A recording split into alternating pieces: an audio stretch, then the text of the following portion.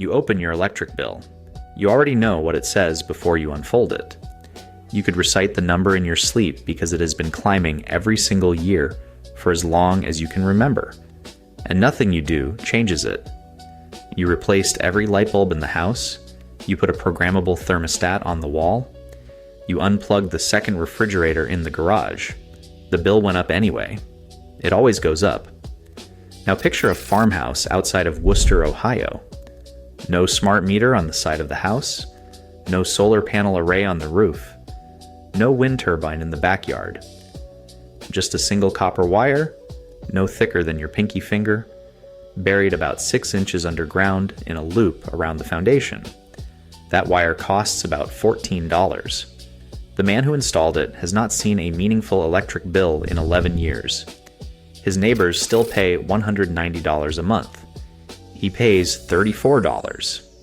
What he is doing is not illegal. What his grandfather did in 1952 was not illegal. But in 1987, the Ohio Public Utilities Commission filed an internal memo specifically categorizing this technique as an unauthorized interference with metered service delivery. They never published it as a rule. They never made it a law. But for 3 years, utility inspectors in 4 Midwestern states used that memo to threaten homeowners who had installed what the old German farmers simply called the house loop. And by the time the legal pressure faded, the knowledge had gone underground in a different sense entirely. The people who knew about it stopped talking about it in public. I'm going to tell you what it is. I'm going to tell you exactly how it works. And I'm going to give you the specific configuration that a retired electrical engineer in Millersburg, Ohio, documented in 1979. The same year, the utility industry decided this technique was dangerous enough to discourage by any means available. The first time I heard about the house loop, I was sitting in a workshop behind a plain farmhouse in Wayne County. The man I was talking to, I will call him Reuben because he does not want his name in anything I publish, was coiling copper wire from a wooden spool onto the floor. He was maybe 65, with the kind of hands that have worked metal for 40 years. I asked him what he was doing. He said he was preparing a loop for a cousin's new house before the foundation was poured. I asked him what the loop did. He looked at me for a long moment. Then he said it smooths the house. I did not know what that meant. It took me 3 more conversations and one afternoon with a retired power systems technician named Dale Kessler in Mansfield to understand it well enough to explain to someone else. And when I finally understood it, I felt the same thing I feel every time I find one of these techniques. Not surprise exactly. More like the feeling of reaching into a coat pocket you forgot about and finding money you did not know was there. Here is what is actually happening. Every house connected to the power grid sits inside an electromagnetic field. The wires running into your home, the wiring inside your walls, every appliance you own, all of it generates low-frequency electromagnetic radiation. This is not controversial. Your utility company knows it. Every electrical engineer knows it. The technical term is electromagnetic interference, or EMI, and the building industry has understood it for decades. What is less discussed, because there is no product to sell around it, is what that field does to your home's baseline electrical consumption. When the electromagnetic environment inside a house is chaotic and unmanaged, appliances work harder than they need to. Motors run slightly less efficiently. Compressors cycle more frequently. The heating elements in your water heater and your stove draw fractionally more current than their rated specifications suggest they should. Individually, none of these inefficiencies are dramatic. Collectively, across every appliance in your home, running every hour of every day, they add up to somewhere between 15 and 35% of your total monthly consumption, depending on the age and wiring condition of the house. This is the number nobody in the utility industry wants you focused on, because that 15 to 35% is not being used for anything. It is being wasted into the electromagnetic noise floor of your home, and you are paying full retail price for every watt of it, The House loop addresses this directly, and the mechanism is the same one that has been understood since Michael Faraday's work in the 1830s. A properly configured copper loop buried around the perimeter of a structure creates a passive Faraday effect. It does not generate electricity. It does not interfere with your appliances. It simply provides a low resistance path that stabilizes the electromagnetic environment inside the loop. The field inside a well-grounded copper perimeter is measurably quieter than the field in an unprotected house. Quieter field. Appliances running closer to their rated efficiency. Lower consumption. Lower bill. The physics are not exotic. An electrical engineering student in their second year understands the underlying principle. What is not taught, and what the industry has had every incentive to keep untaught, is that you can apply this principle yourself for the cost of a coil of copper wire and an afternoon's work. Dale Kessler spent 22 years working for a regional utility in Ohio before he retired in 1988. He left because in 1987, his supervisor asked him to stop explaining the house loop to residential customers who called with high bill complaints. He told me about it at his kitchen table, pulling out a manila folder he had kept for 37 years. Inside was a photocopy of the internal memo I mentioned at the beginning of this video. Dated March 14th, 1987, addressed to field inspection supervisors across a 4-state service territory. The language about unauthorized interference with metered service delivery was on the second page. Dale had seen the technique work. He had recommended it to 3 customers before his supervisor found out. Those customers reported bill reductions averaging 23% in the first month and higher in subsequent months, as the loop fully conditioned the soil around the foundation. 23% from a wire that costs $14. He said the utility's concern was not legal. The installation does not touch the meter. It creates no connection to the utility's equipment whatsoever. The concern was commercial.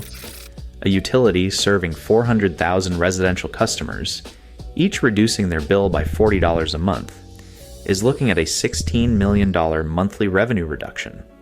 That is not a rounding error. That is a structural threat. The memo was the utility's way of discouraging the practice without having to prove it was actually illegal. Most people, when an inspector mentions potential violations during a meter read, do not call a lawyer. They pull up the wire. Now, the technique did not originate in Ohio in the 1970s. That is just where Dale encountered it, and where the suppression became documented. The house loop, in its various forms, traces back through German and Swiss agricultural tradition, the same way the copper barriers and the lime wash do. The Pennsylvania Dutch communities that settled Wayne County and Holmes County and Lancaster County brought it with them from the Palatinate, where it had been used around grain storage buildings and dairy structures since at least the early 1700s. The specific application to residential electrical efficiency was formalized by an Amish electrician, which sounds like a contradiction but is not.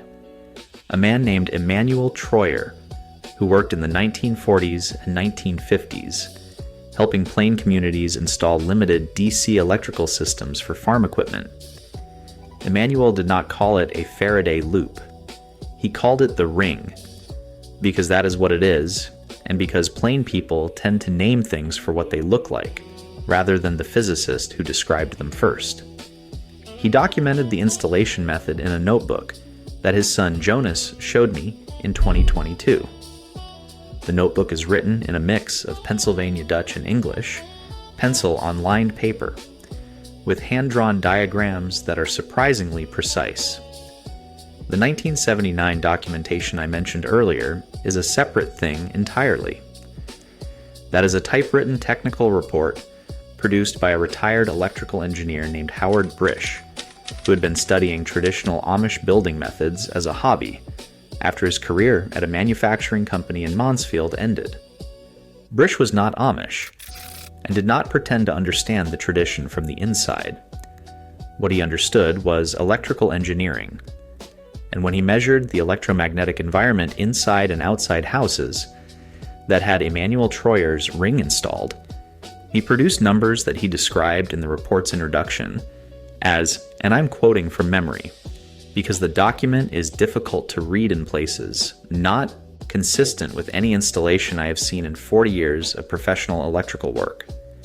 The report ran to 61 pages.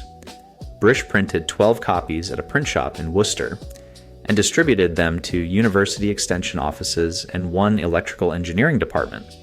None of them responded. One copy ended up in the Stark County Library Regional Archive, where a librarian cataloged it under Agricultural Building Studies. That is where I found it. I have read it 3 times. Now, if you already own a house and you are thinking this only applies to new construction because you have to bury the wire under the foundation, stay with me, because this next part is specifically for you. You do not need to pour concrete. You do not need a contractor. You do not need to dig a trench deeper than 6 inches, which in most states requires no permit whatsoever. I checked. If you are digging less than 12 inches for non-structural purposes on your own residential property, you're gardening. Call 811 before you dig to locate utilities. That part is not optional, and it is genuinely for your safety. But the installation itself is something any homeowner can complete in a single day with tools they already own. Here is exactly what you do. Go to any hardware store and purchase a roll of bare solid copper wire, gauge 8 or gauge 6. Do not use coated wire. Do not use copper-clad aluminum. It must be bare solid copper, because the contact with soil moisture is what activates the grounding effect. A 100-foot roll of bare solid 8-gauge copper wire costs between $28 and $40 depending on current copper prices. Most houses need between 160 and 200 feet to complete the perimeter loop, so budget for 2 rolls. Total material cost, under $80. You will also need 4 copper grounding rods, each 4 feet long. These cost about $12 each at any farm supply or electrical supply store. You will need 4 brass split bolt connectors at about $3 each. That is your entire materials list. Starting at any corner of your foundation, dig a trench 6 inches deep around the full perimeter of the house, staying within 2 feet of the foundation wall. The trench does not need to be wide. 4 inches is sufficient. You are making a groove, not a ditch. Lay the copper wire continuously in the bottom of the trench. Do not splice it if you can avoid it. If you must splice, use a brass split bolt connector, never a simple twist. At each of the 4 corners of the house, drive a grounding rod into the soil alongside the trench before you lay the wire. Connect the wire to each rod with a split bolt. The rods extend the grounding depth and dramatically improve contact with the consistent moisture layer that exists below the frost line. Complete the loop. The wire must form a closed circle around the entire foundation. Fill the trench back in. That is the installation. Howard Brish's 1979 report specified one additional refinement that Emanuel Troyer had used in his original installations, and that Brish confirmed made a measurable difference in the conditioning results. At the midpoint of each wall, not just the corners, Troyer added a short vertical run of wire from the perimeter loop up to within 6 inches of the foundation sill plate, secured against the foundation wall with copper staples. Brish called these the risers. There are 4 of them, 1 on each side of the house. They extend the influence of the loop upward into the wall cavities, where the bulk of your home's wiring runs. Adding the risers requires drilling 4 small holes through the foundation wall, which sounds intimidating but is a standard masonry bit operation that takes about 10 minutes per hole. If your house has a basement, you can run the risers up the interior wall without any exterior drilling. Total material cost, including risers, under $120. Total installation time for an experienced do-it-yourselfer, 1 long day. For someone doing it for the first time, a weekend. The question I get asked when I describe this is always the same. If this is so simple and so cheap, why has my electrician never mentioned it? The answer is the same answer that applies to diatomaceous earth and to hydrated lime, and to the flywheel in the Amish basement. Your electrician learned his trade from a curriculum written by an industry that profits from your consumption. The utility company does not teach your electrician anything. They do not want your electrician to know. The licensing exam does not test knowledge that would reduce billed kilowatt hours. The continuing education requirements do not include passive efficiency techniques that cost less than a dinner out. This is not a conspiracy in the dramatic sense. It is something more ordinary and more depressing. It is a curriculum that was simply never updated to include what works cheaply when there is no financial incentive to include it. Dale Kessler said something to me before I left his kitchen that I have been thinking about ever since. He said the utility company is not your enemy. It is just a company that bills you for something you use. The enemy is the assumption that you have to use as much of it as they are currently measuring. There is one more layer to this, and it is the part that the 1979 Brish report identified but could not fully explain. It is the part that requires you to understand something about old houses specifically. Because if you live in a house built before 1970, what I'm about to describe gives you an advantage that new construction simply does not have. Houses built before 1970 were typically grounded through a single rod at the service entrance, if they were grounded at all. The grounding infrastructure in older homes is minimal. But the wiring itself, the original knob and tube, or the early Romex, runs through framing that was milled from old-growth timber, dense, resinous, slow-grown wood. The same electrical signature that made old-growth framing a natural amplifier for the copper mold prevention loop. Brish documented this effect in Section 4 of his report. He found that houses with original old-growth framing showed significantly stronger electromagnetic stabilization from the perimeter loop than comparable houses with modern dimensional lumber framing. He attributed it to the higher mineral and resin content of old-growth wood, acting as a distributed capacitance matrix throughout the wall cavities. The old walls, he wrote, remember the ground. They want to conduct the stabilization inward. The house that modern homeowners have been told is a liability, drafty, inefficient, in need of constant updating, turns out to be the ideal candidate for this technique. The bones of an old house work with the copper loop in a way that a house built from kiln-dried engineered lumber simply does not replicate. Think about what that means for the way you have been told to think about your old house. I want to give you the specific numbers because numbers are what make this real, rather than theoretical. Howard Brish measured pre- and post-installation consumption across 9 houses in his study. Results ranged from a 17% reduction to a 31% reduction, with an average of 24%. He controlled for seasonal variation by measuring across a full 12-month cycle in each house, using the utility's own meter as his instrument. The reductions he recorded were the same reductions the utility would have seen on their billing records. Average American residential electricity ran roughly $135 per month in 2024. A 24% reduction is $32.40 per month. That is $388 per year. The installation costs $120 in materials. You recover your investment in under 4 months. Every month after that, the wire sits in the ground doing its work, and you keep the money.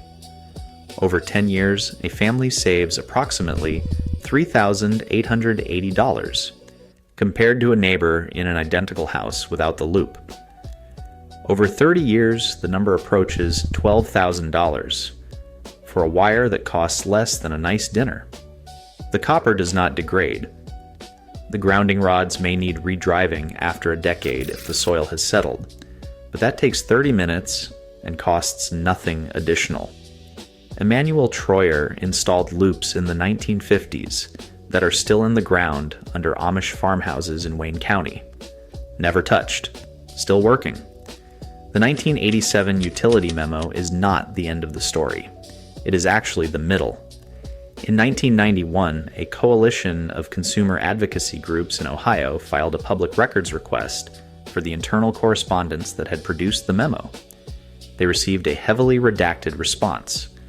The unredacted portions confirmed that the utility had shared language about passive perimeter grounding installations with at least 3 other regional utilities in neighboring states. The correspondence indicated coordination across state lines. One of those advocates published a 4-page summary in a small newsletter.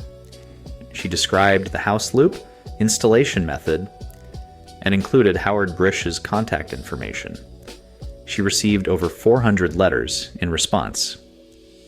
Brisch ran out of his original 12 copies and had a local print shop run 50 more. Patricia's newsletter folded in 1993 when her funding ran out. Brisch died in 1997. His son donated the technical documents to the Stark County Library, which is where I found the single surviving copy of the 1979 report. The 50 additional copies of the Brisch report are scattered across Ohio and neighboring states in the homes of people who read a newsletter in 1991 and decided to bury some wire. Some of those installations have been running for 33 years without a single dollar of maintenance. You did not learn this from your utility company. You did not learn it from a home improvement show. You did not learn it from a licensed electrician whose income depends on your consumption staying where it is. You learned it because a retired power systems technician in Mansfield kept a manila folder for 37 years and answered the door when a stranger knocked. Because a plain farmer in Wayne County kept his grandfather's notebook in a dresser drawer.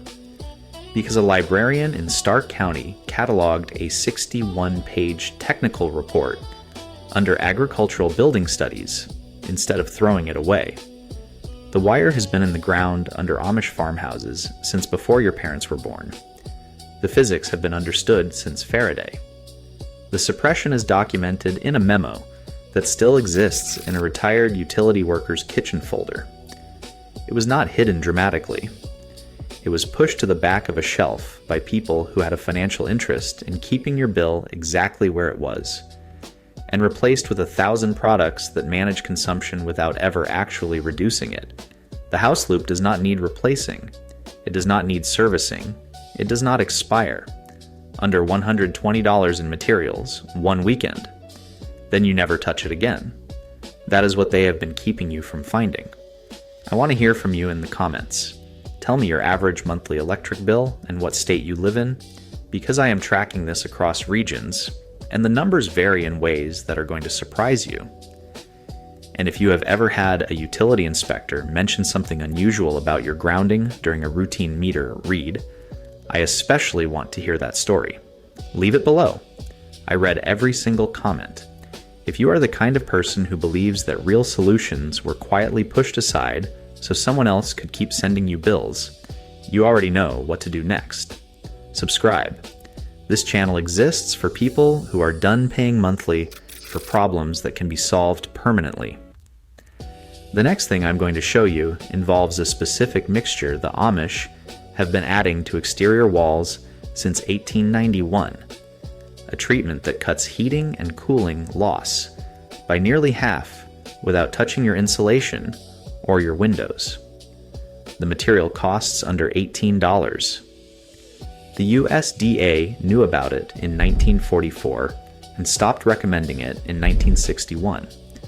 The same year, the fiberglass insulation industry finished lobbying its way into every residential building code in America. I will see you there.